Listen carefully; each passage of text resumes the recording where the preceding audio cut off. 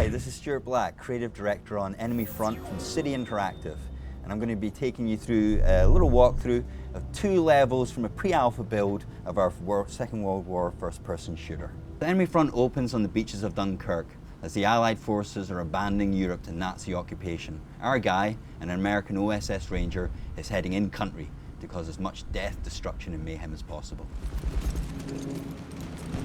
Bit off course, aren't you?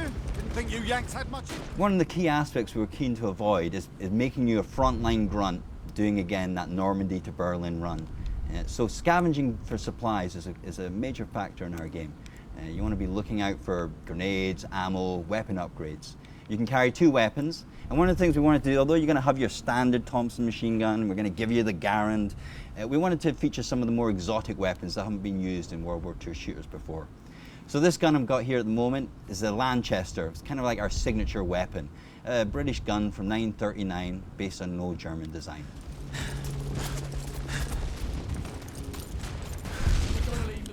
So I'm going to scoop up some ammo and I'm going to head into town and take on some Nazi scumbags. So the heart of Enemy Front's experience is its blazing gunplay. We want to really create a really strong visceral feedback loop every time you squeeze that trigger.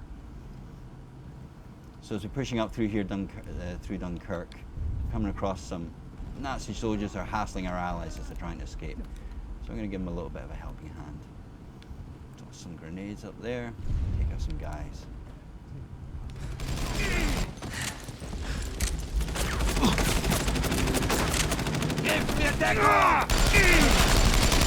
That's all she wrote.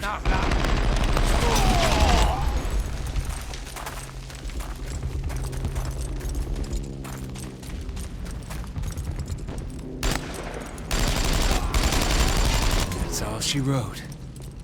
One of the main principles behind Enemy Front is the idea that you can play the way that you want to play. We want to create as much as possible a customizable experience. This is our players' $50 they're putting down.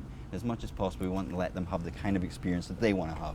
So if they want to play sneaky, sneak up on guys, take them out silently with their knives, they can do so.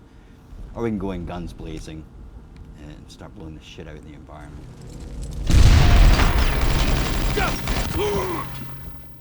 So here we are in the Owl Mountains, about halfway through our game now, and we're going to have a look at one of our other enemy types. We've got our standard grunts over here. These are kind of like our stormtroopers, can't hit the side of a barn door, right? But over here, we've got what we call our scout class of characters. These little guys are a little bit more accurate. They have a tendency to flank round behind you. But one of their main features is that when alerted, they're quite likely to run off and try and get some of their mates. So when you come across squads of guys, the kill order in which you take them down is pretty important to how that's going to play out. There's not necessarily one particular way to do it. You may think, okay, I got a scout here, is likely to run off, I should really be taking him on first. I'm going to let this guy get alerted and kind of run off to show off this feature. But if this guy had a heavy machine gunner in his squad, it might be that you want to take him out first. And the time it took to take out the scout, this guy could be getting a bead on you and laying down some heavy fire. So maybe that you want to get rid of your heavy machine gunner first, then take out your scout as he's doing a runner. Where's that guy? So we have a fairly large degree of shreddable environment in the world. Most of the cover objects can get blown away. I'm not a patient player. I like to move on, so I want to rip through that cover, get my guy, and move on. Okay, strategically placed explosive elements in the world can be used to good effect if you time them right.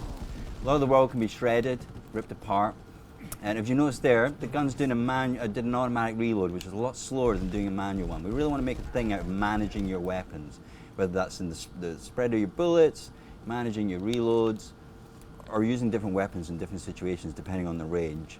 So I've picked up a MP40 here, which is pretty good at the 50 to 100 meter range. Has a slower fire rate than the Lanchester I was just using. Bullets hit for a bit more damage, but it's got a much smaller magazine, so I end up having to reload a lot more often with this gun. Once you're getting close, it's worth switching to the Lanchester, which is much better at the 50 meter range. And has a much more blazing gun effect. You should always be on the lookout for explosive elements within the environment, whether that's the classic exploding barrel, or piles of ammunition that can be used to take out bad guys.